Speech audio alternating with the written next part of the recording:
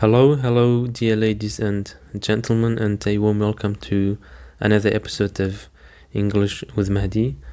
While I'm recording this episode, actually it's raining outside, and it is raining very heavily. And to describe this, we have the idiom of "it's raining cats and dogs," and it doesn't mean real animals are falling. It's just a funny expression used to describe a strong, heavy rain. And I hope that the raining voice don't bother you time to time while recording this lesson. Alright, now let's just get cracking and let's start what we've got today. As you might expect that in today's video, like the previous ones, we describe another 8 English words. And the first word that we've got today is averse. Averse. And the stress actually is on the second syllable, averse. And it's an adjective, and it means strongly against something or not liking something at all. Someone who's averse to something really doesn't want it. We've got some synonyms of averse. For example, we have against, opposed, unwilling, resistant, and some collocations.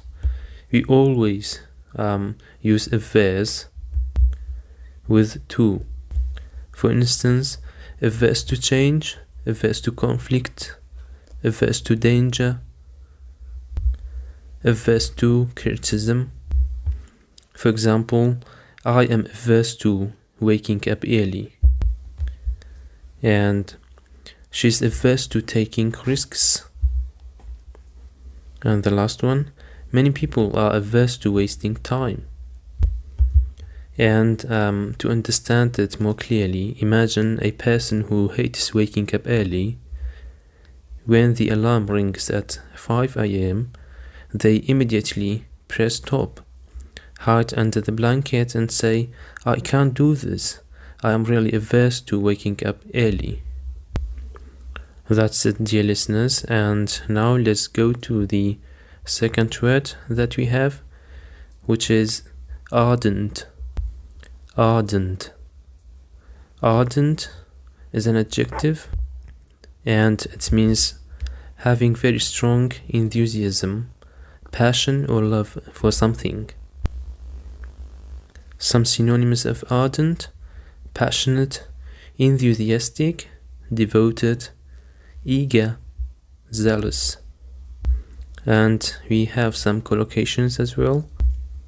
Some collocations, some words, some common words actually that are usually used with ardent. For example, ardent supporter, ardent fan, ardent believer, ardent lover, ardent desire. For example, she is an ardent supporter of her football team. For example, she is a strong supporter of Real Madrid, and at that time we say she is an ardent supporter of Real Madrid. Another example, he is an ardent lover of books, which means he loves reading books so much. And another example, they are ardent about learning new languages. And in order to understand this word more clearly, imagine a student who loves learning English so much that they read every day, listen to podcasters, and never miss a lesson. In this situation, you say they are an ardent learner, someone full of strong passion. Now let's go to the third word, and it is abandon. Abandon. The stress is on the second syllable, abandon. It actually has two meanings. The first one, to leave someone or something behind and not return. And it has another meaning, which is to give up doing something. Some synonyms: leave, desert, give up, quit, forsake. And abandon usually goes with these words: abandon a plan, abandon a project, abandon a child, abandon hope. And you might think that what's the difference between leave and abandon? Abandon actually has a strong meaning. You leave something and you are not coming back. For example, he abandoned his car in the desert. He left it forever. But leave has a natural meaning, which means you go away from a place, but you can return anytime.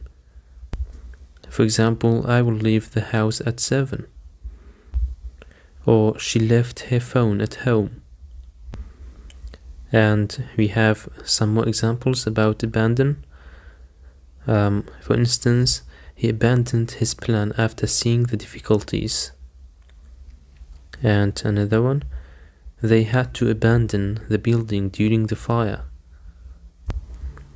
That's it, dear listeners, and now let's go to the fourth word, which is devote.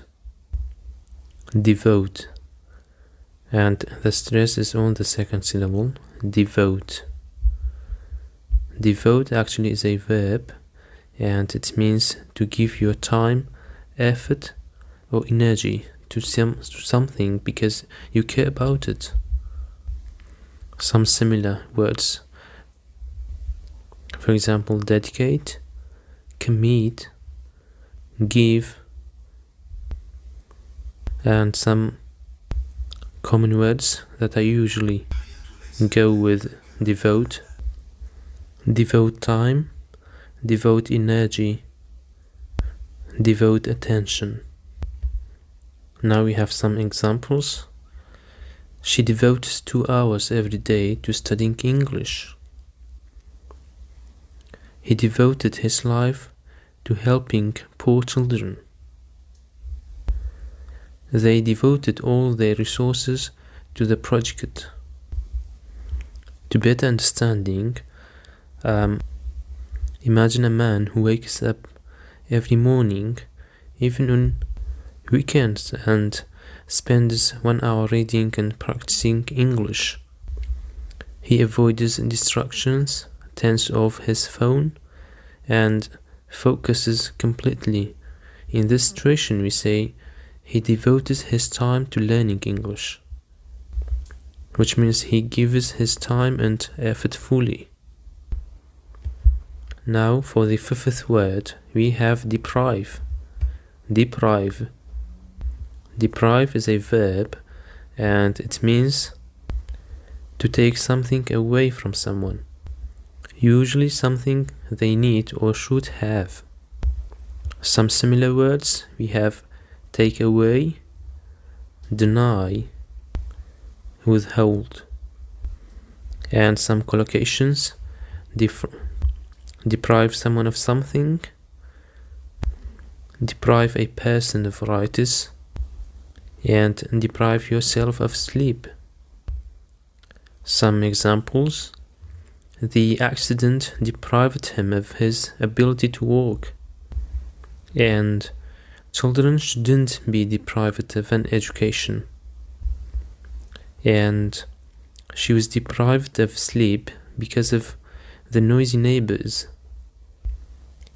And another example: we demand Allah subhanahu wa ta'ala to don't deprive us from his mercy.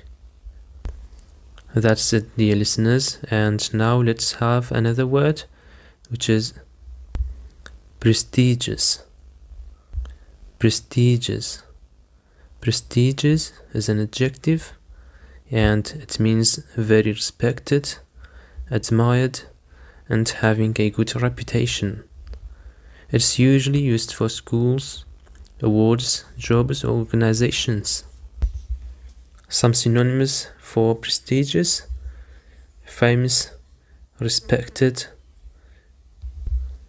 renowned, and some collocations: prestigious university, prestigious award, prestigious company, prestigious title. Some examples: Harvard is a prestigious university. She won a prestigious award for her research.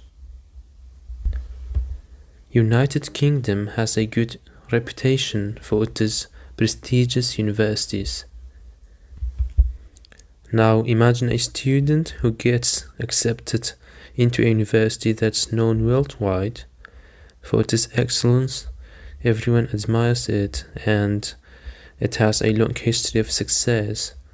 In this situation, the university is prestigious. It's highly respected and admired. Now for the seventh word, we have scold. Scold. Scold is a verb, and it means to angrily speak to someone because they did something wrong, usually a child or subordinate. Some similar words to scold: reprimand, rebuke, and some collocations: scold a child, scold someone for something, scold angrily. For example, the teacher scolded the students for being late. Another example: her mother scolded her for not cleaning her room. Now guys, let's go to the final word that we have today, and it is jeopardize. Jeopardize. The stress is on the first syllable. Jeopardize. Jeopardize is a verb, and it means to put something in danger or at risk of harm or failure. For example, imagine a student walking on a fragile bridge with cracks. If they run carelessly, they might fall. In this situation, running carelessly jeopardizes their safety. Some synonyms for jeopardize: endanger, risk, threaten.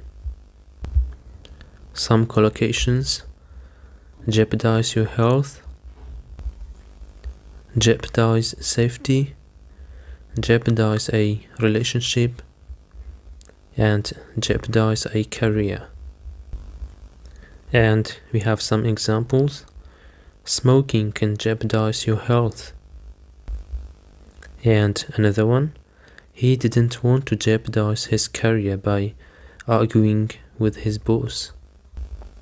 And the last one: careless driving can jeopardize everyone's safety. Now guys, let's just conclude what we have studied in this lesson by using all 8 words in one short story, and let's just get started. Alex, who is an ardent student who wanted to attend a prestigious university, he devoted all his time to studying, sometimes so much that deprived him of sleep. One day, his friends invited him to a risky adventure. He was averse to taking unnecessary risks, knowing it could jeopardize his future. They insisted, but Alex refused. Later, his younger brother spilled juice on his notes. Their mother scolded the boy, and Alex had to abandon his study for a while to help clean up. Even with the interruptions, Alex stayed focused and determined, never giving up his dreams. That's it, dear listeners. That's the end of this lesson. I hope these 8 words sort of level up your vocabulary knowledge. Thank you for listening. Until the next lesson, goodbye.